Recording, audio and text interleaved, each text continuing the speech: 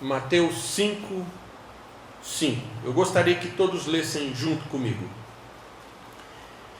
Bem-aventurados os mansos, porque herdarão a terra.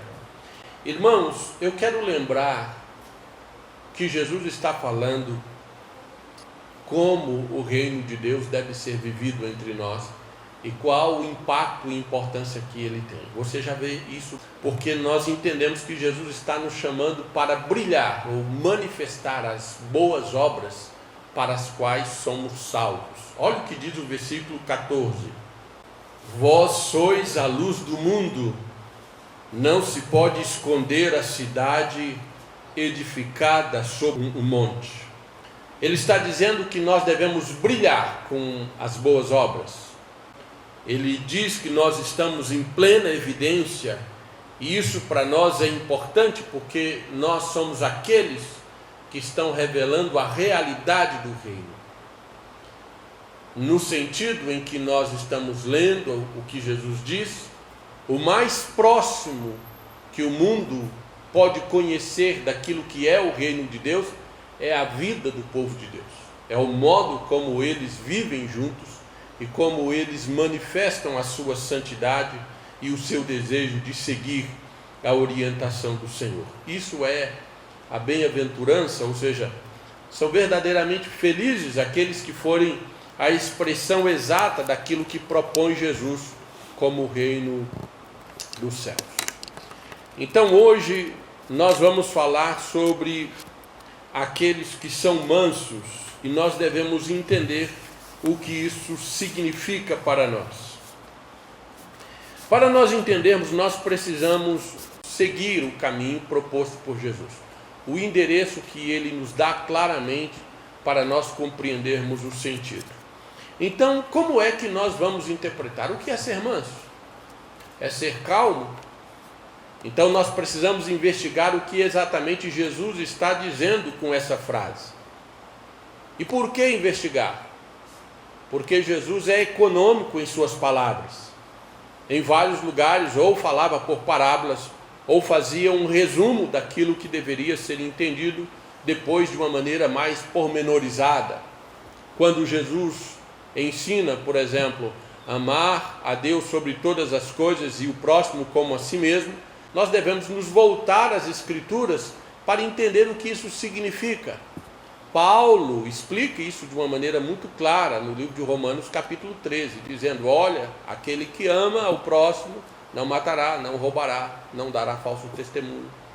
E se há qualquer outra lei, nisso se resume, diz Paulo, amarás ao próximo como a ti mesmo. Então ele está dizendo, ou está fazendo referência à fala de Jesus como uma abreviação, como uma forma resumida que eles deveriam entender de maneira imediata, trazendo à memória aquilo que já conheciam das Escrituras. Porém, quando Jesus fala que nós precisamos de um endereço para buscarmos a informação que Jesus está dando, nós queremos saber o que significa ser manso e por que os mansos vão herdar a terra. Então, em primeiro lugar, você deve saber onde se encontra essa citação de Jesus. Então vamos lá, Salmo 37, versículo 11. Mas os mansos herdarão a terra e se deleitarão na abundância de paz. É daqui que Jesus tira a sua frase, a sua bem-aventurança. Então, o que nós fazemos com esse texto? Nós precisamos entender o que é, como é que essa frase está colocada, encaixada dentro dessa coletânea de versículos. Em primeiro lugar, o Salmo é uma recomendação para que os crentes não abandonem uma vida de integridade ao observar pessoas ímpias prosperando. Eu acho que eu vou sair da igreja porque as coisas não estão funcionando para mim. Parece que as pessoas lá fora, as coisas estão dando certo para essas pessoas, mas para mim estou servindo ao Senhor e as coisas parecem que não andam bem.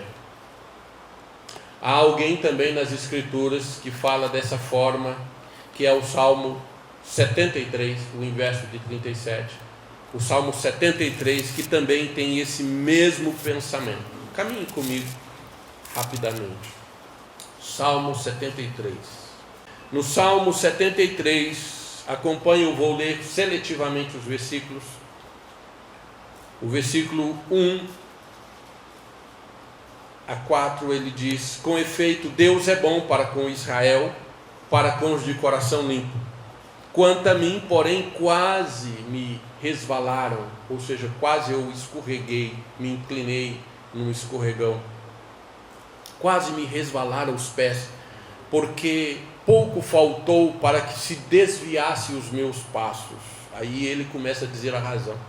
Pois eu invejava os arrogantes ao ver a prosperidade dos perversos. Versículo 13, 12 a 14. 12 a 14. Eis que são estes os ímpios, e sempre tranquilos aumentam suas riquezas. Com efeito, aí onde ele diz que ele começou a duvidar. Inutilmente conservei puro coração e lavei as mãos na inocência, pois de contínuo sou afligido e cada manhã castigado. Ele diz: olha, o ímpio está prosperando e eu estou sendo esmagado na vida. O versículo 21 e 22, ele diz: quando o coração se me amargou e as entranhas se me comoveram, eu estava embrutecido e ignorante era como um irracional à tua presença.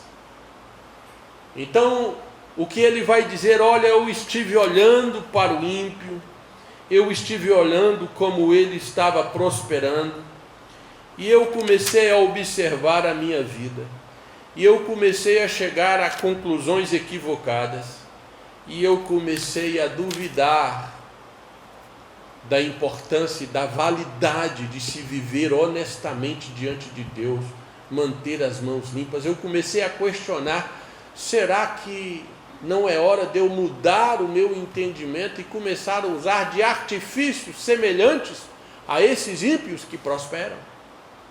É assim que pensa uma pessoa que de repente diz: olha, a coisa está difícil, eu acho que vou sair da igreja. Eu acho que aquele que está lá fora está se dando melhor. O livro inteiro do Salmo 37 é uma reprodução semelhante ao 73, do assunto onde a vida do crente é colocada para uma avaliação, onde ele diz: olha, cuidado, não sintas inveja, diz o versículo 1, nem se enfades com o ímpio que prospera no seu caminho, começa o Salmo 37. Ou seja, não fique aborrecido, não fique irritado. Ele diz: não se aborreça, não se ire, não se preocupe, não tenha inveja da maneira fraudulenta e perversa com o qual pessoas acumulam riquezas. Esse é um desafio para o crente, não invejar a forma como outros acumulam riquezas, bens para si. Da mesma forma, o Salmo 37 vai dizer o seguinte: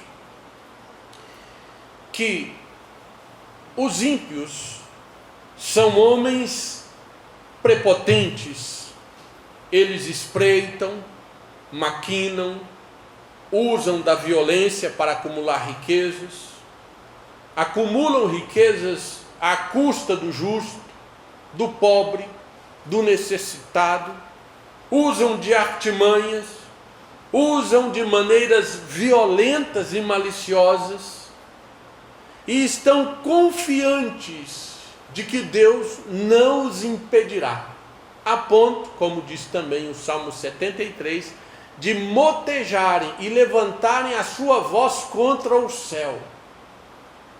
Irmão, nós não vamos ler todo o Salmo, mas você depois pode ler devagarzinho, né? Que você vai ver tudo aquilo que eu estou falando, mencionado várias vezes em vários versículos.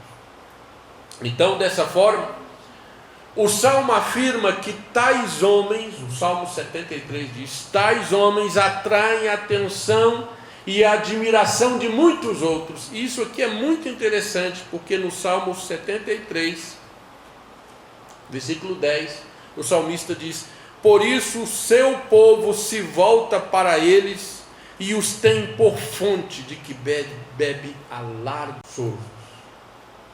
O que ele está dizendo? Ele está dizendo: o homem que prospera, esse é valorizado. O homem que mostra riqueza e faz a ostentação dos seus bens, esse as pessoas querem ouvir, as pessoas querem saber os seus segredos, as pessoas os admiram, as pessoas dão atenção e param para ouvi-los. E o salmista está incomodado, dizendo: olha, quanto a mim, estou lavando a minha mão na inocência e não recebo semelhante deferimento das pessoas. Não é isso a descrição do mundo de hoje? Pessoas que prosperam são admiradas, mesmo que o façam de maneira fraudulenta, por meio do roubo, da mentira, da extorsão, mesmo à custa do pobre, mesmo negando a justiça. Muitos são admirados e não são poucos que querem saber como esses homens acumulam as suas riquezas. Porém, nós estamos aqui para falar sobre os mansos. Quem são eles? Pois bem, o salmo que Jesus cita, o Salmo 37, usa termos que são usados paralelamente para descrever o mesmo tipo de homem, ao tipo de homem a quem Deus faz a promessa mais de uma vez no Salmo, de que herdarão a terra permanentemente. No Salmo 37, esse homem é chamado de justo, ele é chamado de homem de paz, ele é chamado de homem verdadeiramente abençoado por Deus, ele é chamado de santo, ele é chamado de íntegro e ele é chamado igualmente de manso. Qual a importância para nós? O uso dessas referências, desses vocábulos para fazerem indicação do mesmo homem, nos trazem a compreensão de que manso não é uma referência a um perfil de temperamento ou humor. Jesus não está falando de um homem calmo. Jesus está descrevendo que o homem manso é aquele que aguarda em Deus para que este faça a verdadeira justiça e recompense os homens segundo o seu trabalho. Manso é aquele, no ensino de Mateus capítulo 6, não se lança por amor ao dinheiro a acumulá-lo como os ladrões o fazem, roubando, cavando e o ajuntando para si. Manso é aquele homem que, em vez de fazer do dinheiro, dos bens, a sua divindade, se lança com confiança, com paciência, com integridade, com justiça ao cuidado de Deus. É ao manso que Jesus diz: buscai em primeiro lugar o reino de Deus e as demais coisas vos serão acrescentadas. Não se apeguem, não invejem, não se desesperem, não se aborreçam com aqueles que acumulam riquezas fraudulentamente. Busque a justiça do reino de Deus. Buscai em primeiro lugar o reino de Deus e a sua justiça. O homem manso é esse homem. Ora, quando ele diz assim, o Salmo 37 diz que esse homem, esse tipo de homem, busca refúgio em Deus. Ele guarda a lei de Deus no seu coração. ele está atento e trilha o caminho de retidão. Ele fala com sabedoria e fala com justiça, e ele demonstra sua compaixão, socorrendo os demais. Então, esse homem não está disposto a usar de fraude ou violência na busca do seu sustento ou na busca da verdadeira prosperidade. Ele não está disposto a trilhar um caminho ímpio. Pelo contrário, em primeiro plano, o reino de Deus está no seu coração. O homem manso verá como bênção aquilo que vier, como fruto da sua integridade ou da integridade do seu trabalho, e nisto manifestará a sua paciência e contentamento no Senhor. Por isso a Bíblia diz: contentai-vos com o que tendes, não invejais o ímpio, contentai com o que tendes. E como promessa, a sua integridade na aquisição dos seus bens ou na busca do seu sustento, o Senhor lhe confiará permanentemente a mordomia da terra. Dará a este tipo de homem que não se apega ao mundo, a própria terra ou o próprio mundo como herança. Manso, tenha paciência, não tente ou não se apegue, o Senhor mesmo lhe dará no tempo certo, se o seu coração estiver no reino de Deus. Aquele, porém, que ambicionando e amando as riquezas, se lançar fraudulentamente aquilo que pertence ao Senhor, esses serão então removidos da terra, como diz o Salmo, porque a eles não pertencem aquilo que o Senhor reservou àqueles que nele confiam. Finalmente, o que significa herdar a terra? O que significa herdar a terra? Primeiro, significa que eles terão morada permanente, e nela serão preservados. No livro de Salmo 37, ele diz: o seu direito será manifesto, a sua justiça virá à luz, e eles deleitarão em abundância de paz. Ele terá então permanentemente a terra que o Senhor lhe prometeu. Segundo, serão absolvidos em juízo, e serão igualmente testemunha dos juízos dos ímpios. Por que serão absolvidos e por que serão testemunhas? Porque quanto à sua própria vida, não encontrará no seu coração amor ao dinheiro, nem os frutos perversos que o amor do dinheiro produz. Então não serão encontrados em falta, porque estarão andando em integridade diante do Senhor. Não ficarão em lugares escorregadios, como diz o Salmo também 73, não tropeçarão, porém, se tropeçarem, diz o Salmo, o Senhor não os deixará prostrados, mas os levantará na sua presença. E assim, finalmente, o Salmo diz que esses homens serão confirmados pelo Senhor no caminho da justiça. É muito importante termos o nosso coração no lugar certo. É muito importante sabermos de que o Senhor tem sido fiel para conosco. Não há motivos para nós olharmos para quem quer que seja e nos aborrecermos com aquilo que vemos nas mãos deles. Se alguém conquistou algo de maneira fraudulenta, não há vantagem alguma nisso. O Senhor Jesus, no livro de Lucas, capítulo 12, ensinou a um jovem que veio interpelá-lo, dizendo: Senhor, fala com que meu irmão divida a herança comigo. E o Senhor responde àquele jovem dizendo: olha, quem me fez partidor entre vós? Jesus diz: cuidado com a avareza, porque a vida de um homem não consiste nos bens que ele possui ou adquire. Então, não há necessidade de olhar para isso, mas pelo contrário,